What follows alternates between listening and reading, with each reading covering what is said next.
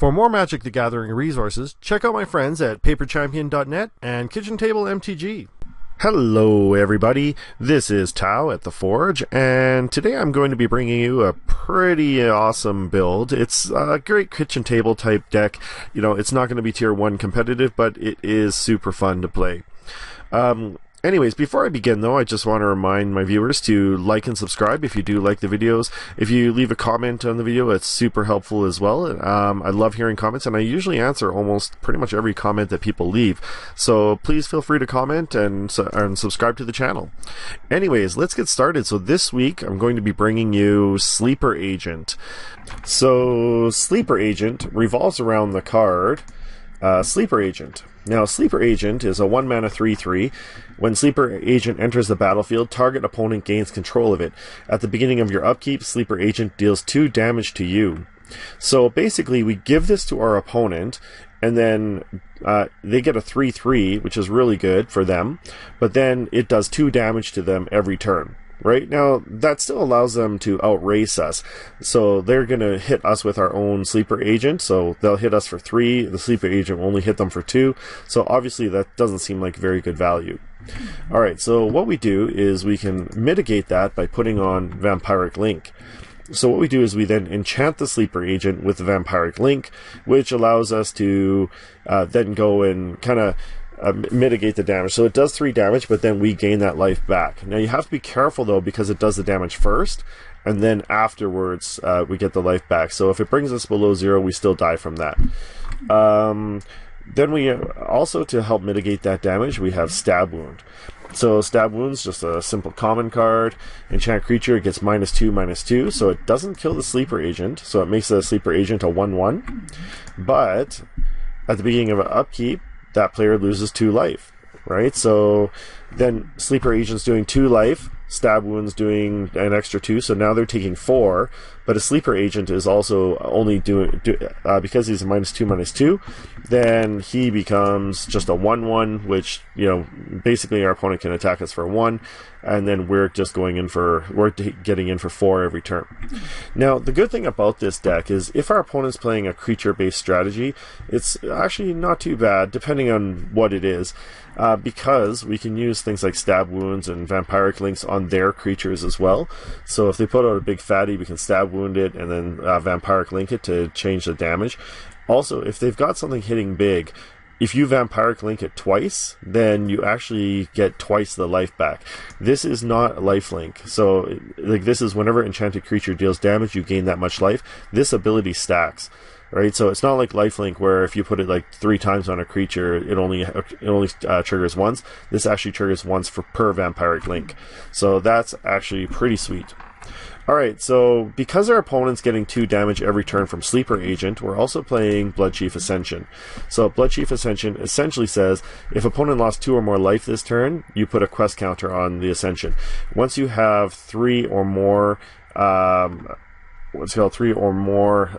counters on Bloodchief Ascension, whenever a card is put into an opponent's graveyard from anywhere, basically that player loses 2 life and you gain 2 life.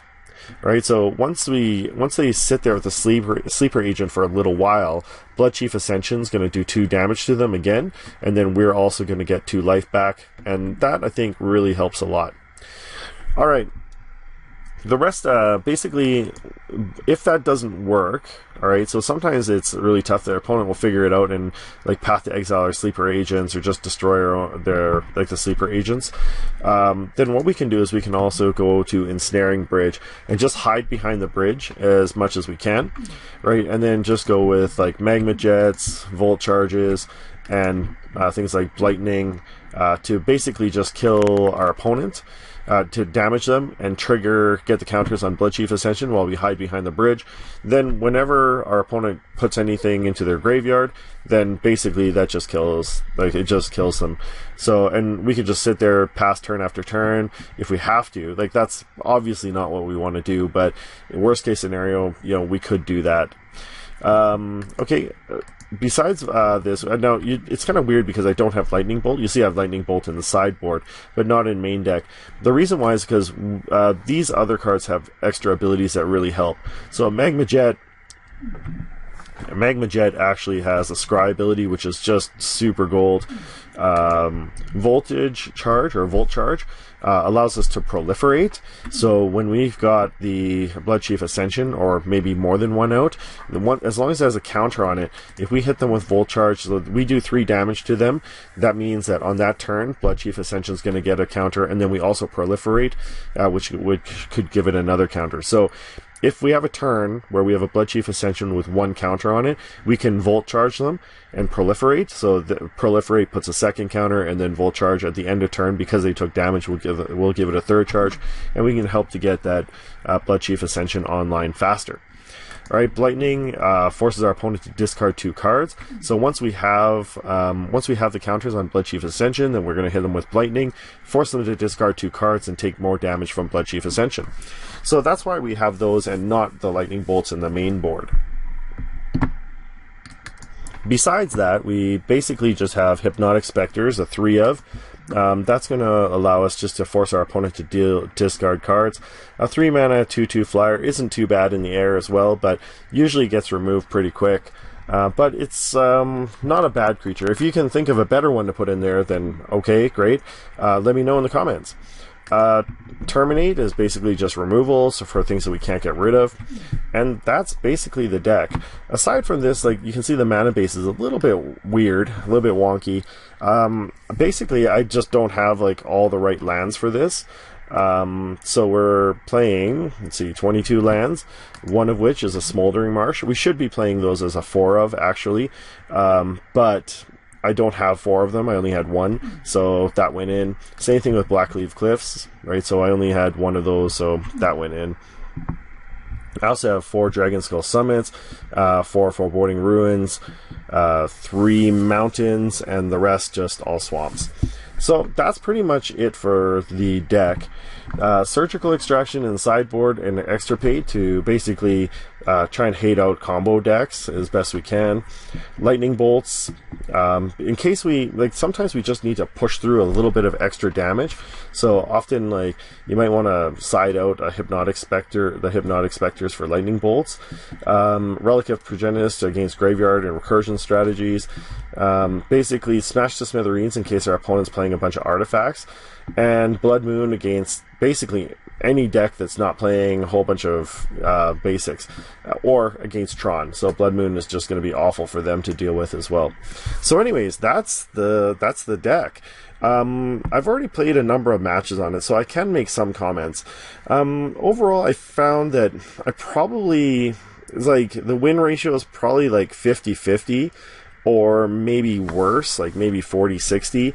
Like, it's depending on what you're playing. If you're playing against like tier 1 decks, they're probably going to wreck you. But if you're playing against homebrews and like more tier 2, tier 3 decks, then actually this could be pretty good. It just depends really on what you get and what your opponent has, I suppose. That's the same with pretty much every match in Magic, but sometimes opponents, for instance, don't play any removal, and so when you give them that sleeper agent, that's really tough for them to deal with. And then let's say they drop a creature and you Vampiric Link that creature, then it just makes it worse.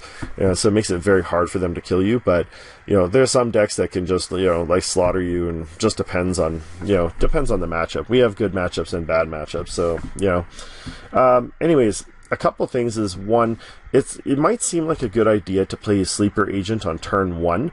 I usually don't do that. In some of my earlier games, I actually did play sleeper agent on turn 1, but then I found like basically sleeper agent's going to get in for 3 like right away against you, and I guess that wouldn't be too bad if you had Vampiric Link already in your hand. So you could do turn 1 Sleeper Agent, turn 2 Vampiric Link, and then maybe Bloodchief Ascension or something like that. But if you don't have Vampiric Link or Stab Wound in your hand, you basically shouldn't cast that Sleeper Agent out yet. Unless, again, you're worried about getting countered or something like that. But basically, what I found is that you want to wait till turn 2, play Sleeper Agent and Vampiric Link on the same turn if you can, or play Sleeper Agent on turn 2, and then drop your 3rd land and play Stab Wound on turn 3. Right, so that way, you're going to take the 3 damage, but then, you're not going to just take that over and over again for the whole match.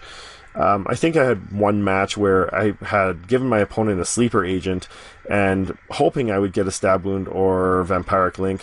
That's not something you hear all the time, that I hope I get a stab wound. In real life, I hope I don't get a stab wound, I guess, but in the game, I guess I do.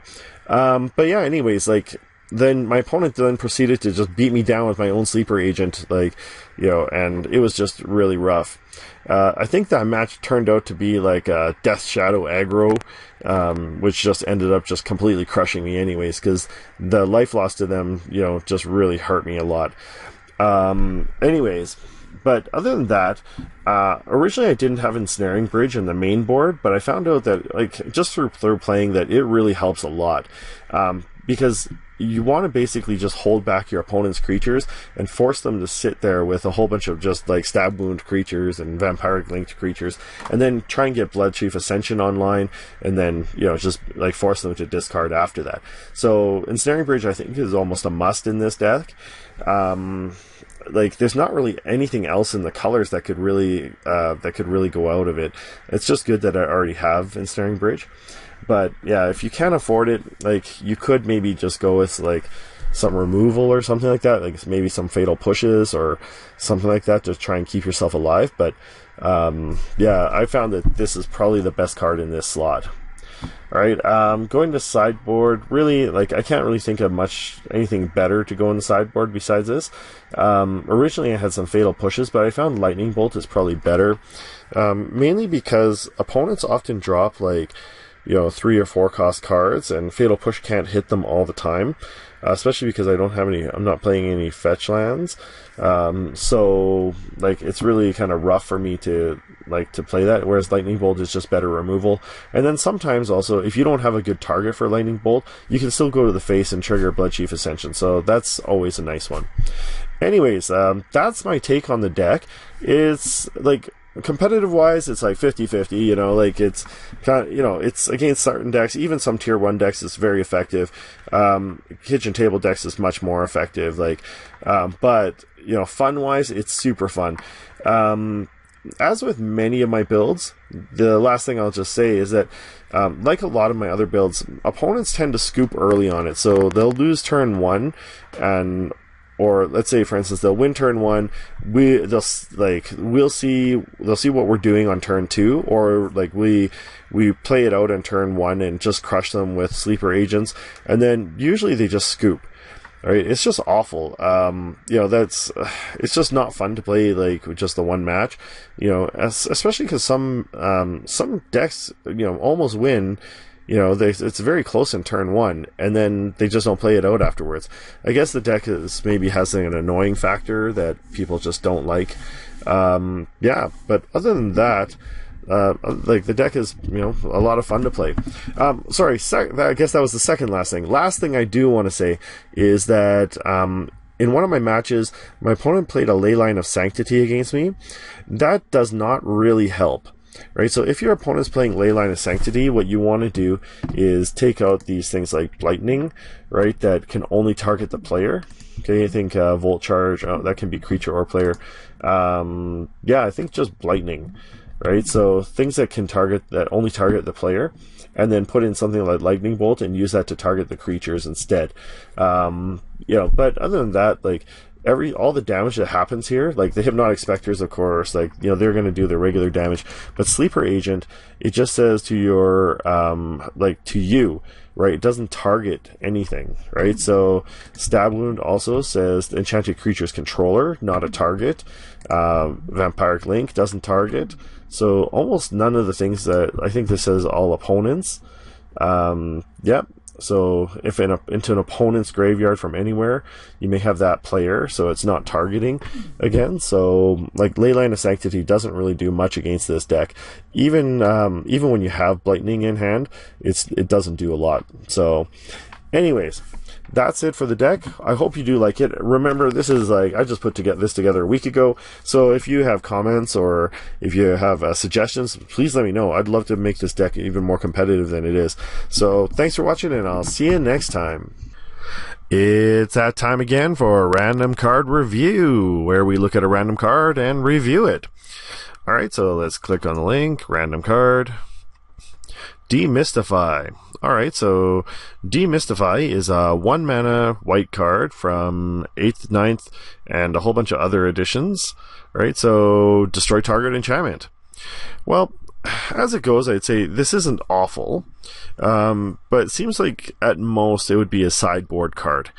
Mainly because, like, yeah, 1 mana destroy enchantment is okay, but it seems to be very specific, so I would say, you know, it's just okay. Like, I probably would not choose to put Demystify into my sideboard unless like I don't know, I can't think of anything really, because like for 1 mana it's good, but really like it would be better, like I'd rather put a Detention Sphere, right, or an Oblivion Ring, or something like that, like a Ghostly Prison. There's so many other white cards that could go good in sideboard, but still, you know, it's not too bad. It's not awful or anything. It's 1 mana instant, especially. So, anyways, that's the review. So, hell, let's do another one here. So, random card review. Shimmering Grotto from Magic 14.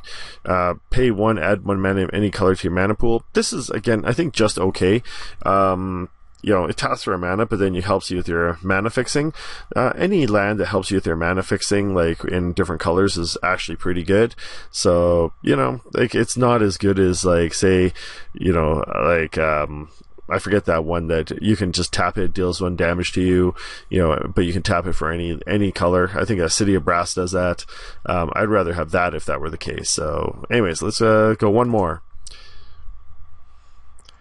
Alright, here's something interesting. I've never ever seen this card before, but Sky Shroud Elite is 1 green mana for a 1/1, so that's already pretty good. And Sky Shroud Elite gets +1/+2 as long as an opponent controls a non-basic land. That's a Kamigawa, I think. Let's see here. Exodus. Alright, so yeah, Exodus and then Battle Royal box set. So this is obviously not modern legal. You can tell actually from the borders as well. So let's go set legality. Yeah, so yeah, Tempest Legacy Vintage. But yeah, getting a 1/1 for 1 is actually pretty good. And then giving it, basically getting a 2/3 for 1, as long as your opponent has a non-basic land, which in basically every format, your opponent will almost certainly have a non-basic land. So I'd say this is a pretty high value. I agree with the 4 out of 5 rating on this one. Maybe even 5 out of 5. This is a great card for, you know, like, yeah, I would say as long as you're playing elves or something like that, even if you're not, man, a 1 mana 2/3 is nothing to laugh or nothing to cry over. So anyways, those are my reviews for this week. Thanks for watching. I'll see you next time.